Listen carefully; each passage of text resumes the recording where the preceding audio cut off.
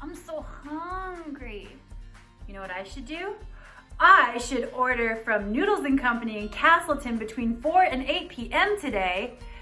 I will order online and enter promo code GIVING25 so that 50%, that's half of the proceeds from my order will come directly back to the Northview Avid program. And that money that is raised will help fund college visits for Avid students next school year. And I get to have a delicious dinner delivered to me for free. It's free real estate. And if I wanted to go pick it up, I could. I could opt for curbside pickup. What a great plan! And scene. Hi, welcome back. Today is Thursday, April 16th, and it is day 14 of at-home learning.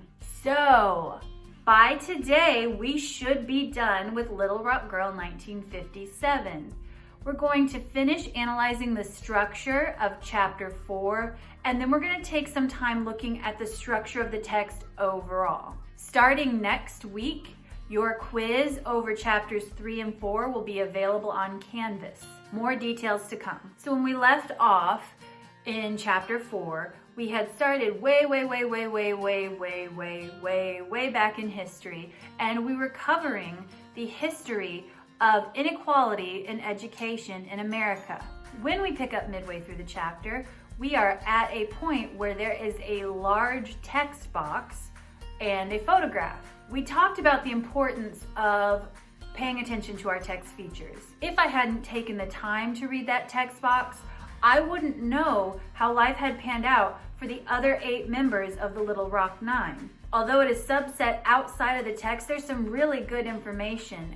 What made me so happy as both a reader and just a human being is that all of the members of the Little Rock Nine went on to lead very full lives. Many of them got advanced degrees and went on to hold prestigious careers. After that, we get back into that informative style of writing, and the chapter is continuing to explain what an integral role education and schools played in the process of ending segregation and establishing equal rights for African Americans in this country. Toward the end of the chapter, we get a little bit of an update on Elizabeth Eckford, and we get some information about the state of education today, and then we end with this powerful scene of Melba Patillo Beals returning to Little Rock Central High many years later and being greeted by the president of the student body, who turned out to be an African American young man. It showed not only how far Central High had come since she had attended, but it also showed how far we as a nation and a society have come. Although toward the end there are a few spots that seem a bit more narrative in style, the fact that we're focusing on Elizabeth as a central character at one point and Melba Patillo Beals at another, overall, chapter 4 is start to finish an informative text. It is all topic-based and is giving us facts and information. Now, before I get into my rant about the structure, one thing I do want to point out that's kind of neat is when we were starting this unit, we watched a vocabulary video that outlined the 5 types of text structure in informative text. Those were description, sequence, cause and effect, compare and contrast, and problem solution. So that's 5 types of text structure, and we have 4 chapters in this book.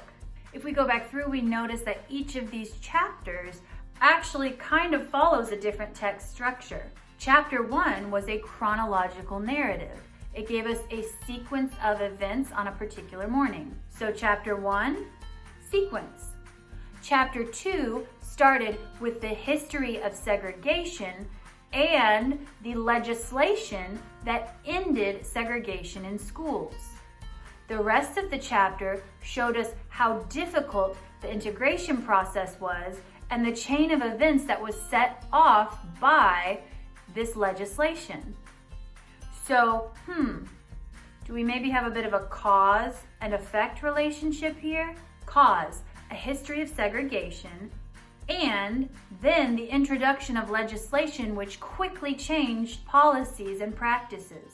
Effect: the integration process in schools was very difficult, and there was a power struggle and conflict between the different levels of government. So, Chapter 2, Cause and Effect. Chapter 3 started with Will Counts and his first photograph that he took that became so famous and all the circumstances that surrounded the creation of that photograph. We talked about how the chapter is kind of split in half and how the second half of the chapter is really more about Elizabeth and Hazel's relationship. But remember that the title of this chapter is Two Symbolic Photos, and it's actually not so much about the relationship, but the photograph that Will Counts took of Hazel and Elizabeth during the Little Rock Nine reunion. The discussion of Elizabeth and Hazel's reconciliation was just an explanation of the circumstances surrounding the photo. Just like the information we got about Will Counts in the first half of the chapter gave us the circumstances around the creation of the photo. So, we have a photograph from the past taken by Will Counts featuring Elizabeth Eckford and Hazel Bryan that became very, very famous and symbolic. We have a photograph from the modern times of Elizabeth Eckford and Hazel Bryan taken by Will Counts that became famous. Two photos. I think that this one follows a compare and contrast structure. How does this photo and the circumstances surrounding it compare and contrast with this photo and the circumstances surrounding it? So Chapter 3, compare and contrast. In Chapter 4, we just saw how the chapter goes all the way back in history and talks about how these issues of inequality in education were not new, that they were a fundamental flaw in the education system in the United States since it began. So we have a problem that is introduced. As the chapter goes on and we go all the way through history to get to the more modern times, ending with that scene I described earlier, we see that this problem that has plagued the United States throughout all of history eventually is solved. Problem, solution. You see? So Chapter 4, problem, solution. Although that's kind of a fun and interesting way to look at the text structure, I'm still gonna rant, okay? So I don't get this at all. So I am confusion. So Chapter 1, we start in 1957. Chapter 2, we go back to 1896. And then we come all the way back to 1957. And then the furthest we get forward is 1958. Cut to Chapter 3, 1957. We go all the way to 1997. Okay? Come back to Chapter 4. Girl, we are back in 1800. 1800! And we cover over 100 years of history. Actually, almost 200 years of history in one chapter. All the way from the 1800s to the 1990s. We talking about almost 200 years of history. So my question is, what, why? I really don't have any answers for the why. Here's what I think. Maybe Shelley Tugas thought if she gave us a straightforward chronological narrative, it wouldn't be that interesting. Or maybe she thought if she went with the chronological structure, she wouldn't have the opportunity to insert those informative sections like she did. And yet, she was able to do it. The actual effect, in my opinion, is that by chopping this up and not presenting it more chronologically or gathered, she actually took the momentum out of the story. I'm a narrative person. This is not news. I love a good story. So I felt like every time I was getting into the story of the Little Rock Nine, Shelley Tugas did something to take me out of that story, and I lost interest. I just think that there are other decisions she could have made to bring this together in a better way. I mean, think about it. We have our history sections that we need to fully understand the book, split apart, and put at two opposite ends of the book. The story of the Little Rock Nine is essentially, again, split up and put at two opposite ends of the book. I think I personally, as a reader, would have had a better understanding and a better experience with the story if she had made a few different structural choices. What do you think?